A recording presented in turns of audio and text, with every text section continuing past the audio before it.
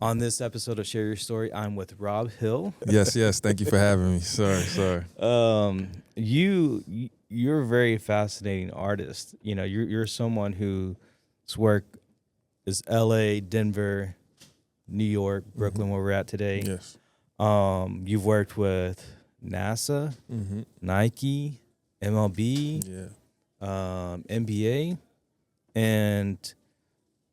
but you were also in the Coast Guard. Yes.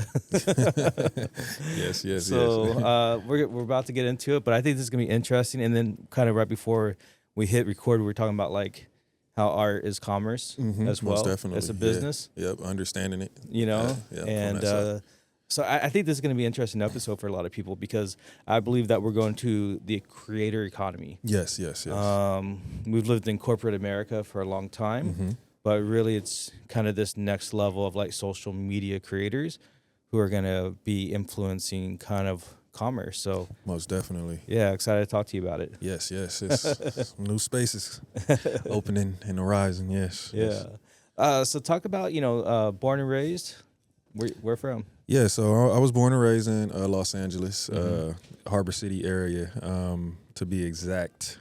And yeah, we pretty much moved all the way around Los Angeles, from the desert to the inner city to all over with my mom. And yeah, we ended up in Harbor City, which is just like a small city, maybe about 15 minutes outside of like the center of Los Angeles. Okay, cool. And kind of what was life like kind of growing up? I mean, any influences that you had? I mean, what kind of maybe inspired some of the art that that you make today? For me, I would say that just growing up, it was kind of like the normal, going to school, playing sports, hanging out with the friends type of thing. I know for sure in high school, it got a little bit more specific as far as like what I wanted to do. And it led me to being a little bit more creative, hands-on, and just bringing my touch to, LA or, to wherever I was like hanging and, growing at. So, yeah. And when you say your touch, I mean, what were some of the mediums that you're practicing on? I was using spray paint. I was using house paint. It was a lot of like around the house type of items. I've kind of came from that. That's where my art kind of like comes from, like the struggle, the finding a way, out of nothing, just kind of scraping from the bottom type of thing and figuring it out. What about like you kind of at that point, like music and fashion, what were you listening to? What were you into? At that point in time, I think I was really into Fabulous, which is a New York rapper. Yeah. And like I always liked his style. He always was, had on the fresh clothes. He always, had the dope bars, the like, the smooth bars. And, in New York, it's like most people are like lyrical, super lyrical. And he kind of, brought a new touch to it. He still was lyrical, but, he could be, like the cool guy and, wear, different clothes and be different. So I was definitely into Fabulous.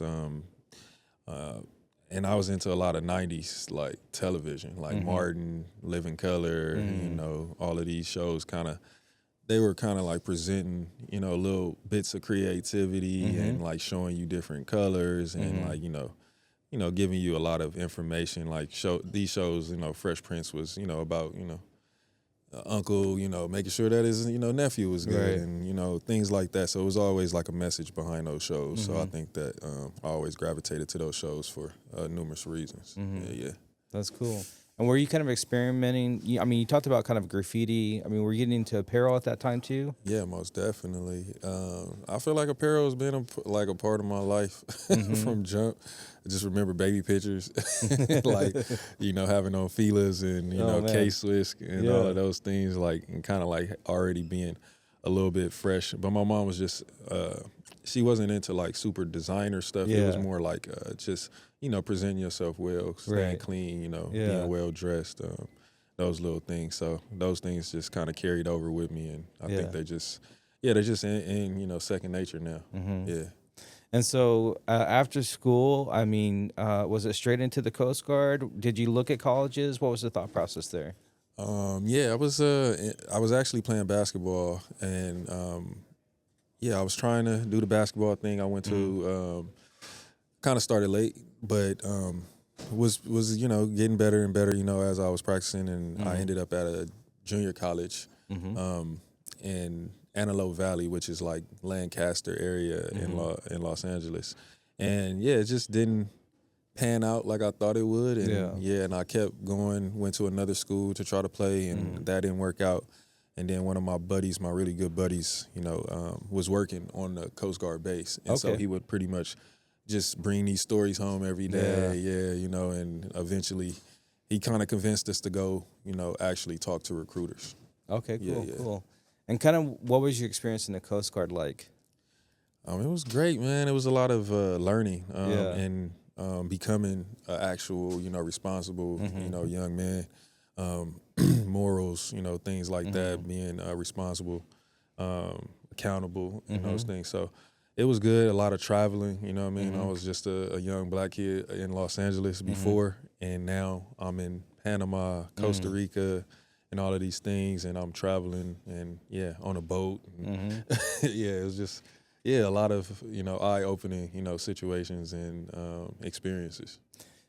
Speaking to that, like, obviously I don't want to fast forward here, but like, how did that start to shape your narrative in your mind? You probably thought about groups of people in one way in LA, but traveling all over the world at that point. How's that kind of open up your mindset? It definitely helped me a ton. Just understanding people outside of my norm, which was Los Angeles, was people around me, how those people operate. So now I was able to be around people that were able to bring something new to my mind, open my mind up, different foods, what I mean? Things like that, just different ways that people were growing up. And, like, my mind has always been, like, collecting information. And those things are, like, I think that's, like, the brain's food, what I mean? Like, learning more and more about people, because that's who we deal with mostly. Right. So, yeah. That's cool. And so how long were you in Coast Guard for? 8 years. 8 years. Yeah. What brought it to an end? I had it was basically like the hours I was working. I was working a lot of night shifts and stuff like that, so it started to mess with my sleeping. It got to a point where, I was doing sleep studies and all kind of stuff to try to figure out, how to better my sleeping. Right. And it just came to a cross in a road where they were like, this particular job, and then your sleeping issues, we'll just, let's just kind of like go our separate ways. Right. And it was just, I just got an honorable discharge, medically, and I went my way, basically. All right. Wasn't really ready to leave, but all right, so where'd you end up afterwards? I ended up back at Mom's house in Los Angeles, man. Back there. It was good because I was traveling a lot, so I wasn't able to see my mom a lot and see my little sister. So it was a moment to go there and kind of rekindle and get those things going and just be back at home and figure it out. And I think that me going there was just like a reset button that you kind of don't know about, So. So I mean, you're there and. Kind of what's going through your process? I mean, what are you wanting to do next with your life? At that time, I was really just trying to figure it out. It was a lot of, it was the summertime, so it was a lot of, distractions and, me going to friends, gatherings and stuff like that. So I felt free, I was out of the Coast Guard. I didn't have to report to anybody or anything. So it was a good time. I had a good time, but then, it was kind of short-lived. Once I took a trip to Mexico. Okay. What happened? I go to Mexico and having a good time and enjoying the food as well. And I went to a place. They were serving great tacos, but they had like 6 different levels of like salsa. Oh yeah, okay. And so, knowing me and being me, I went for the hot stuff. And later on that night, I just had a stomach. Pain that I just felt like I never felt before, and it was, I tried everything. I tried medicine, I tried all these different things, and it was the same pain. It would just come right back.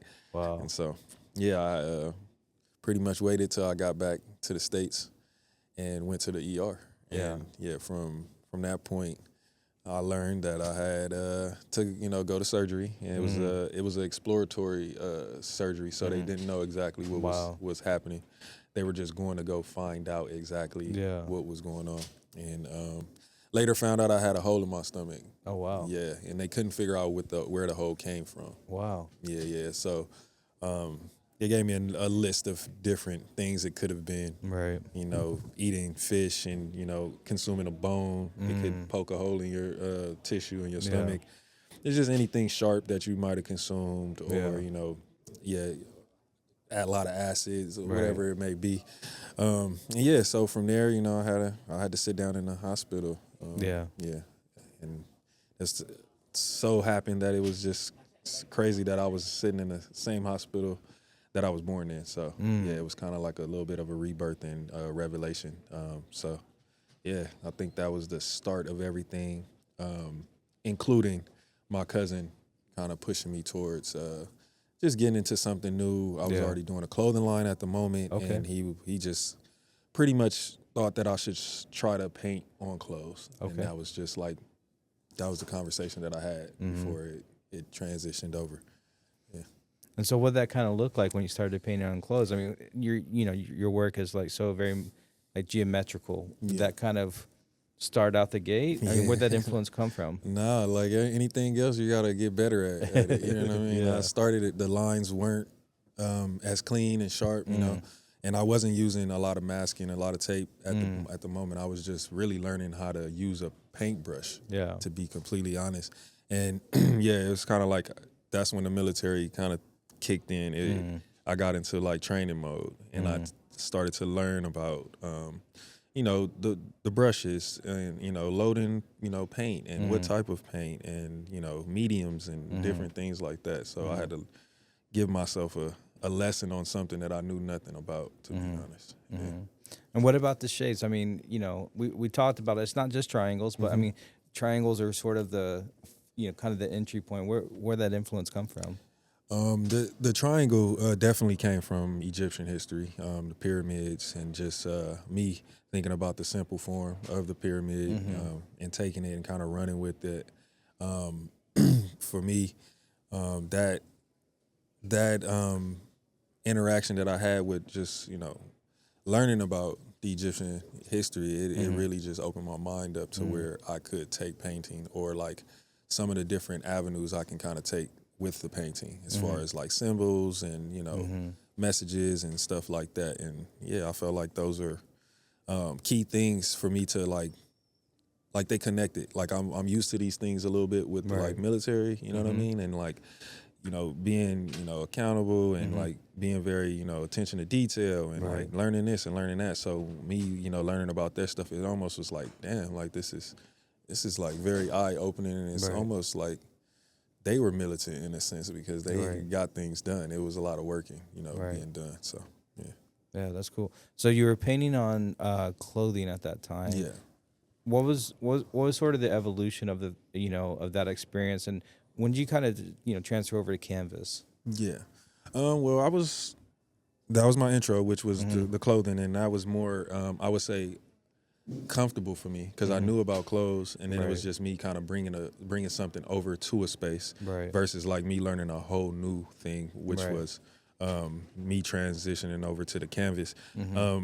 Me learning how to paint on fabrics actually taught me a lot about painting on canvases, because they're both basically fabrics. But I was able to just learn about the attention to detail when I was painting on clothes, because you have different seams and things like that. So I was a little bit more, and it moves. Yeah, and it was very tedious as far as how I wanted to display it on the clothing. So after just going back and forth with that and learning about using the wrong paint first off on clothing, I was using regular paint on clothes, and it was like the stiffest shirts you can, they look cool, but then, after days of drying, it's like, this is just a brick, you know what I mean? And then, so it was like I was learning on the go and just like teaching myself, different things. And then eventually I felt like that was the thing. I mean, if I wanted to do art, I have to go touch the canvas.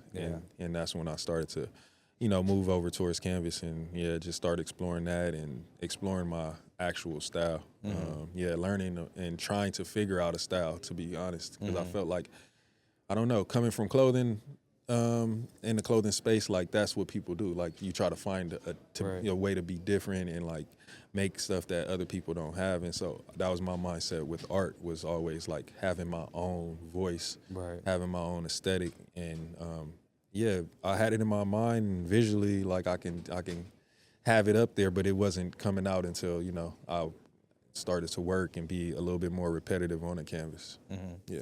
So how did you kind of share your art? I mean, was it sort of private and then other people were sharing your art, wearing your art, or were you kind of like building an audience? And if so, where were you kind of, you know, showcasing?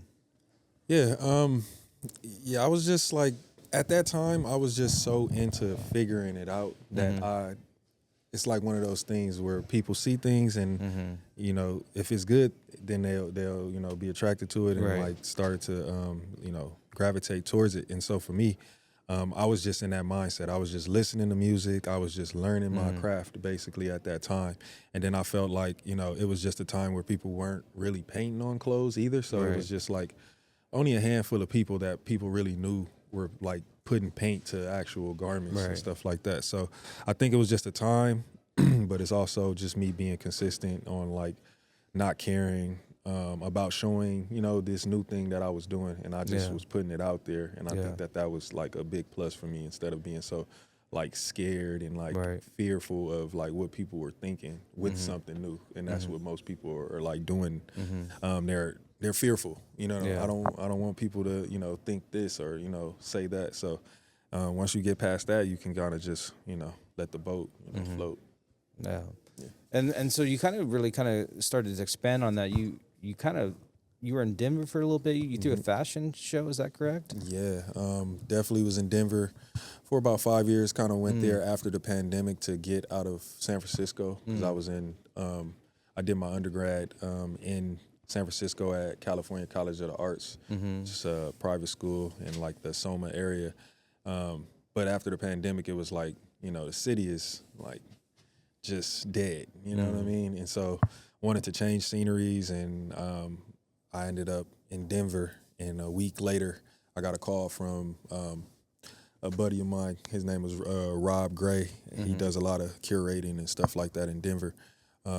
He hit me up to do a festival. Oh, okay. And he didn't realize I was actually living there. Nice. Nobody actually knew I was living there at that point. And so things kind of just came together, and it's Denver was just a great place. I couldn't have put my finger on that. And that's kind of like, you probably heard me say that before, is like I kind of let things flow. And me just going there and trying to figure it out, I think that was another plus for me. And I grew a community and some great people there, you know. You also worked with the Nuggets as well. Can you talk about that experience? Had a great opportunity to work with the Nuggets. Shout out the Denver Nuggets. They're, of course, in the playoffs right now, and y'all got to watch out for them. But they approached me with an opportunity to create basically a night, you know what I mean? So it was an experience for the night where I created a T-shirt, posters, things of that nature. The band, the cheerleaders, everybody were, you know, wearing the shirts, the announcers, everybody. And then, we just had a good night. They ended up winning the game, halftime. Rocky hit the the half court shot. And it was just a great time, man. That's so fun. It was, those things I can't really put my finger on. I feel like it's just more the work and the consistency, and people, you know, eventually will come across you, you know, for sure. So was it Denver to LA or Denver to New York? What was that next step for you? Straight from Denver to New York. Oh, yeah? Yeah. What brought you here? School, the city, you know, connections, art, all of those things. But for the most part, school. I came here to complete my MFA, just to learn more about my craft and become a better artist and have everything that I need. To just be able to do whatever I want in the art space. And what's the experience like here at the art school?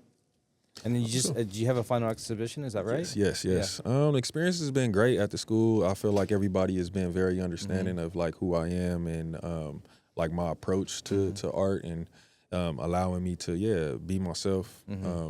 yes, I had the program was 2 years. We'll be finishing up shortly in the next 2 weeks, but I did have a thesis show that was presented on April the 28th. It was the 28th. And yeah, so yeah, we just have that hanging right now, and we're just getting ready for this summer. Nice. Yeah. So you're at a point. I mean, Coast Guard, undergrad, art school. Yeah. You worked with a lot of big clients, but do you feel like you're just starting your career now on some level, or like you feel like you've been in a career? What's your mindset right now? I really feel like it's like another, it is definitely another chapter, you know what I mean? And I feel like when you start off a new chapter, it is like starting off new, you know what I mean? Yeah. For me, it's a new beginnings. I've actually definitely completed something that I can go no further, basically. Right. You know what I mean? And so that's a good thing to be able to, complete. Right. And now I can just focus on the work, and how to make the work better. And so yeah, that's where I'm at right now mentally. It's just what's that next step after graduating, and how did I use this information that I got? So you're graduating in an interesting time right now where AI is a big part of the conversation.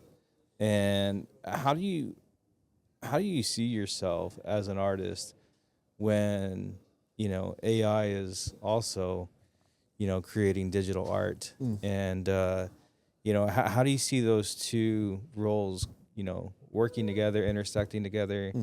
What's kind of your philosophy? I'm sure you guys have thought about it a lot. Yeah. Definitely conversation comes up a lot, and I think it's new for everybody. AI is definitely coming in, full blast, and people don't kind of know how to handle it. For me, I did take a step back to try to understand it, and I think that it's always a conversation about digital work when in the art world and like actual like original paintings and stuff like that. So the conversation has been around, but now I think that. With AI, I don't fear AI. I don't think that it can take my job, you know what I mean, in a sense, because like it can't, my stuff is like very intuitive, so it's not like it can really calculate it. It could probably cook up something close to it though, because of the tools that I'm using, which is just very much shape, line, and color. But I feel like you can use it as an artist to, come up with ideas and create, more understanding about your work, ask questions. That's how I see it. It's like trying to learn from it and like what it can like give you, what information it can give you to carry over to your actual practice. It's been things that's like, let me get an idea about this, art thing, and it'll, give me the idea, and it's like, okay, cool. Now I can take this idea and go like, make it mine type of thing. So I think it's a way for, artists to use it. But don't allow it to just be your hand, basically. You know what I mean? Like use it as a tool. Yeah. And how do you kind of see yourself, as you, so to speak, kind of really taking your career to the next level? How are you positioning yourself online, or is it in person? Is it through galleries? Like how do you see your positioning in kind of the next? I would say it's a mixture of all those things, but I would say first probably social media, because you're not having a show every week, you know what I mean? You're not in front of people's faces all the time, so I would definitely say social media. I'm more of an Instagram person. Yeah. And then I would definitely say shows, because then that's the the physical interaction with the people. People get to see stuff, and of course online the photos don't give you everything, you know what I mean, that you get from being in person. So I think that it's all of those things. I have to be mindful of the whole, like we talked about, the whole pie. Being a full artist, and an artist is online, an artist is in person, an artist is over here and over there, you know what I mean? You kind of got to do all of those things, and that's what I feel like will position, like, put me in the best position in the future, is just making sure that I'm always, present online, and then like always trying to have shows, and continuing opportunities, even just like us talking right now. This is furthering the conversation, you know what I mean? So I think that it's a plus. That's cool. And how do you kind of like approach like building a community on social media? Like, what does that look like for you? Because definitely your artwork goes in different phases. Yeah. And, you know, the people who followed you in LA are different than the people who followed you in Denver and Most the people who definitely. followed you in New York. So, like, Yeah. how do you look at, you know, building that community, especially when you're sort of changing maybe directions or styles? I think it's just being mindful of where you are in the moment and just the space that you're in. When I'm in Denver, it is different from LA, and you don't necessarily change, but you do operate a little bit different, Right. and those rules and regulations are a little bit different. So when you get to a place, I think the best thing for you to do in building a community is understand the community and not trying to make that community the community you just came from. Right. You know what I mean? So the understanding and just like, just being very mindful of people and the what they like, what they dislike, all those things really are important to build a community, because you can't be, going against the grain with the community and trying to build it. It doesn't work like that. So Someone who's like looking up to you today, like what advice would you kind of give them? Always, number one advice is to be yourself. I feel like that's the hardest thing we have to do, or the hardest thing we deal with these days is people trying to be themselves. Like, learn yourself, be yourself, and then things will be a little bit more easier, I feel like, because you're not trying to, do this and trying to do that, or if this doesn't work out how you've seen somebody else doing it, it doesn't discourage you. It's more like fire, you know what I mean? To like be like, oh, let me try this and let me do that. So just be yourself, be very consistent, build up a work ethic. Everybody's work ethic it don't look the same, you know. We got Shaqs, we got Kobe's, we got, you know what I mean? We got different both people. those work ethics out, huh? Yeah. So you gotta, make sure that you be consistent with yourself. You know what I mean? And then a lot of other things will come to you. Right. Like you definitely got to deal with home first before you worry about the outside. So Final question here is, congratulations on your thesis. Thank you. Kind of the final show and sort of like really having closure on this chapter of your life. When you pack up your studio from the school here and you're probably taking off, the last piece of tape on the wall, putting away the last, canister of paint into your bag, and you walk out those doors. Yeah.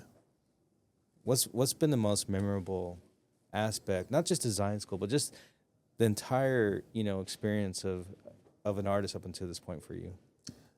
Man, I would just say the connection with people. I've met so many different people, and it continues, like, and I would also say, just being in a space where it's free. Like I came from such a, constraint and like, everything being so like squared away. And so like, I feel like it's a freedom in painting, and it's a piece of therapy, you know what I mean? That is, offered. Right.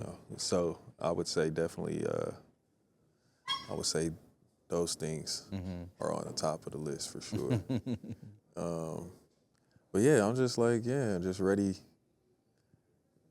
for what's to come. And that's what I feel like art does too. Like it allows you to be like, in that mind space where you can flow. Like, let me create, let me flow, let things happen. Yeah. You don't have to be so like, pen and paper, type of thing, So.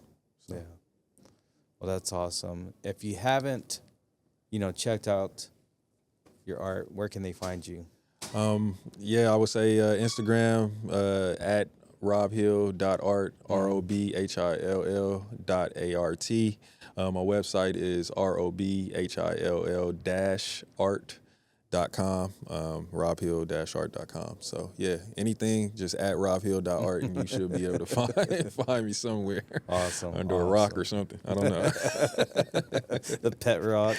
Oh man, that's Rob Hill. You never know. But Awesome, man. Well, I appreciate you sharing your story. Man, I appreciate y'all too, man. Thank you so much for having me. All right. We'll see you guys next time.